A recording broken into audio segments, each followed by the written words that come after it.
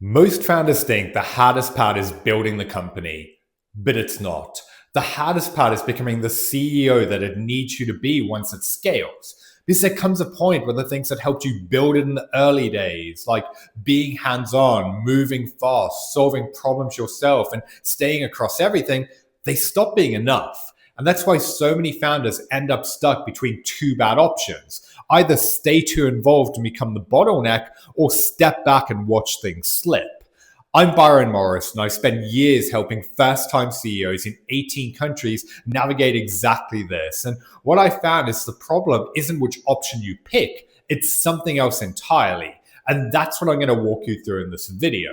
And if you want to see where you're at in that transition right now, then the CEO Evolution Assessment is your next step. It's free, and in 7 minutes, it's going to show you whether you're operating as the CEO your business now needs. The link to take it is in the description below. So let's dive in. Back in 2024, the whole founder mode conversation took off after Paul Graham's essay went viral. The reason that happened is because it named something real. So before I challenge that idea, it's worth being honest about what founder mode actually got right. Because a lot of founders trying to become effective CEOs had followed the standard advice to hire good people, to give them room, to stay out of the details, and to trust the team. And while that worked for some, for others, instead of things getting better, they got worse. Because standards dropped, decisions started getting made that didn't feel right, and the company drifted somewhere that they hadn't intended it to go. So the instinct to stay close to the business isn't necessarily wrong, and neither is feeling easy about stepping too far away either. That's what founder mode captured, and a CEO who spoke openly about this was Brian Chesky, the CEO of Airbnb, where he talked about how he followed the conventional advice where he stepped back, he hired experienced managers, and he called the results disastrous. He also said something that I think is one of the most honest things that a CEO has ever said publicly, and that is no one is born a good CEO. It's such a non-intuitive job. And that's the part that mirrors what a lot of founders feel but rarely say out loud. So yes, the conversation got something important right, that the standard advice was often incomplete. But that doesn't mean that founder mode is the answer either. You see, the problem with founder mode is that while it gives language for a very real frustration, where it breaks down is it doesn't solve the deeper problem. Because a business that only works when the founder stays close to everything is still a business that depends on the founder. And a business that depends on you, it has a ceiling. And that ceiling is your time, your energy, your judgment, your attention, and your ability to keep carrying it all. Now, here's the part that's worth sitting with honestly. If staying involved is your leadership model, then what you're actually describing is a business where you're the engine, not the leader. And those are two very different things, because an engine can be replaced, upgraded, or burnt out, whereas a leader builds something that keeps moving even when they step back. And there's a cost to staying in engine mode as well that most founders underestimate. And it's not just in the business, it's in their life. I've seen this so many times where a CEO who's genuinely successful by every external measure of revenue growth and success on paper, but they can't switch off. They go on vacation and their phone keeps blowing up. They work weekends just to catch up. Their relationships are straining because they're rarely fully present. And their health keeps getting pushed back to next quarter. They know they need to change, but that change keeps getting pushed back as well. So even though the company is bigger, they don't feel more free. If anything, the bigger it gets, the more trapped they feel. That's not a leadership philosophy, that's dependency. So the real question isn't whether you should stay involved or step back. It's what does the role actually need to look like now? Because that's the part that founders were never taught. In my experience, most founders struggle when they become CEO for three reasons. The first is that the role was never properly defined. Most founders never had the CEO role handed to them with a clear picture of exactly what it should look like at each stage of growth. They built the company and they grew into running it, and somewhere along the way, the job fundamentally changed. But no one ever sat them down and said, here's what your role needs to look like now. Here's where your time has the greatest impact. Here's what you should no longer be doing. So they default to what they know. They stay close to the work that they understand, and they solve the problems that they know how to solve. Not because they're incapable of leading at a higher level, but because nobody gave them a clear picture of what that actually looks like. And the problem with an undefined role is that every issue, fire, and decision, it feels like it could still legitimately be yours. That's why so many founders stay too involved and stuck in the weeds, not because of ego or control, but because the line between founder work and CEO work was never properly drawn. The second is that the identity hasn't shifted. The founder who built the company by being the one who made things happen, who solved problems, moved fast, and carried pressure, didn't just build a business, they built an identity. And that identity was rewarded as the hustle and grind got them to where they are today. So when the role starts demanding something different in terms of more thinking, direction, and leading instead of doing, it feels unnatural and like they're not really doing their job. So they go back to what feels safe and they throw themselves into the weeds where they do visible work that gives immediate feedback. The reason this happens is their identity still ties their worth to their output. That's why they feel guilty for stepping back or doing CEO level work, even though this is where their time has the greatest impact. The challenge with changing your identity, though, is it's not a shift you can simply make from reading a book, watching a video, or working harder. And instead, it requires an internal shift in how you think, lead, and operate, along with changing how you view your role, your value, and yourself. That in itself is also why so many founders stay stuck in this pattern for far longer than they need to, because on some level, they believe they should be able to figure this out on their own. After all, they built the business by solving problems, so asking for help, they can feel like it's a weakness, or admitting that needing support means they're not as capable as they thought.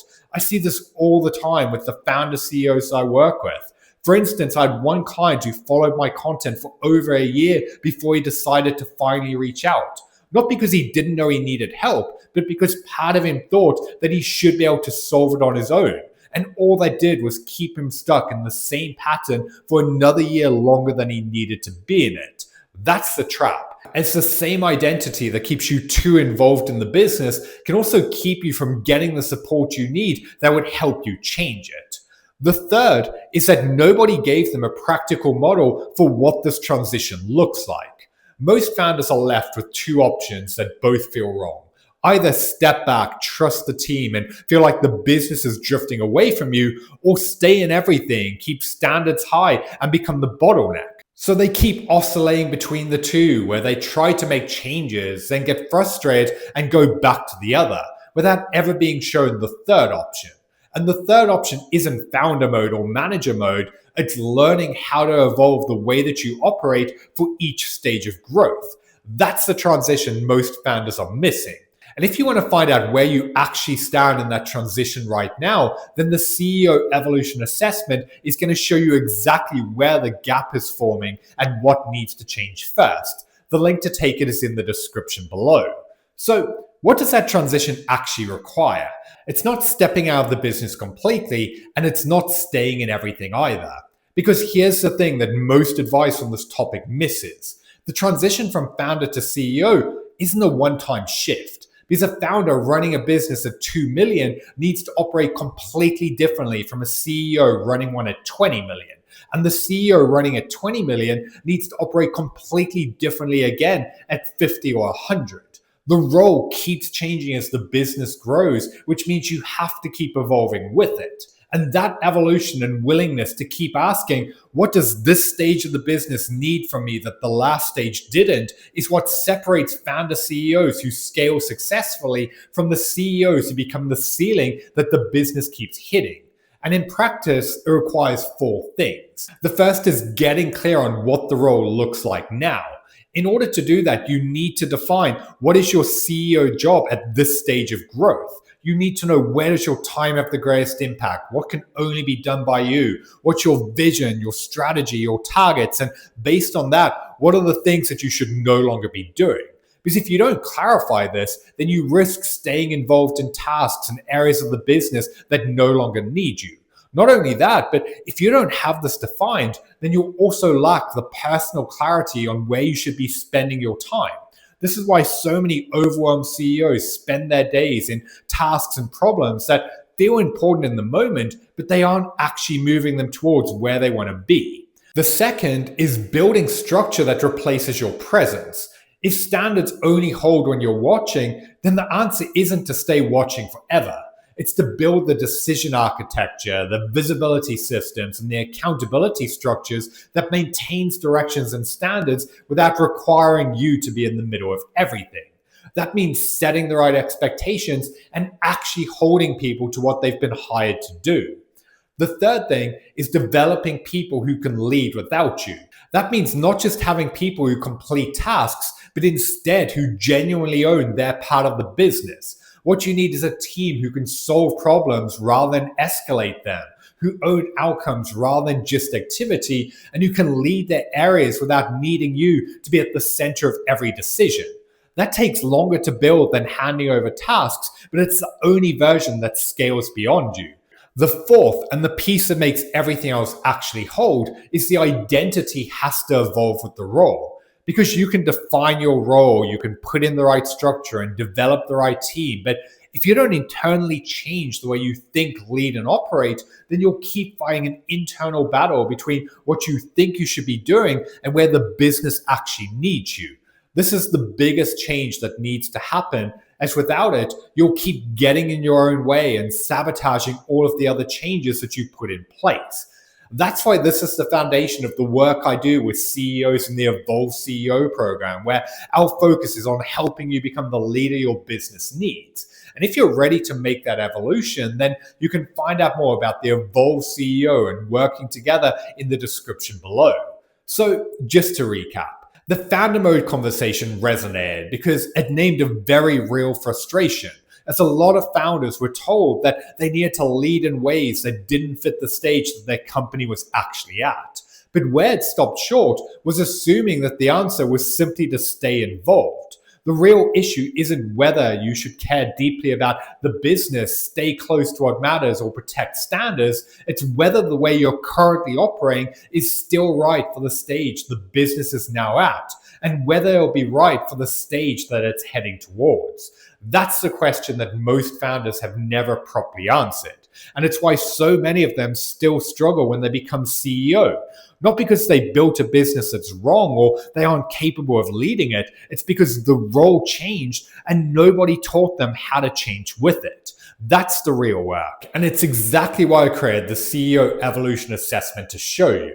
It takes 7 minutes and it's going to help you uncover what stage you're currently operating from, where the dependency is still forming, and what needs to change next. And if you're running a scaling company, I personally review every submission and I send back a personalized breakdown of what stage you're at and what you need to address first. The link to take it is in the description below. So I'd love to hear your thoughts on all of this. Now that it's been a few years since the founder mode debate, where do you sit on it? Are you still stuck between the two options of being too involved or too hands-off? Or have you found a middle ground for all of this? Let me know in the comments below, as I'm always curious to hear how this is playing out for people running different types of businesses. And if you enjoyed this video, please give it a like and make sure you hit the subscribe button, as every week I put out new videos for first-time CEOs on how to become the leader your business needs. I've been Byron Morrison. Thanks for watching, and I'll see you in the next video.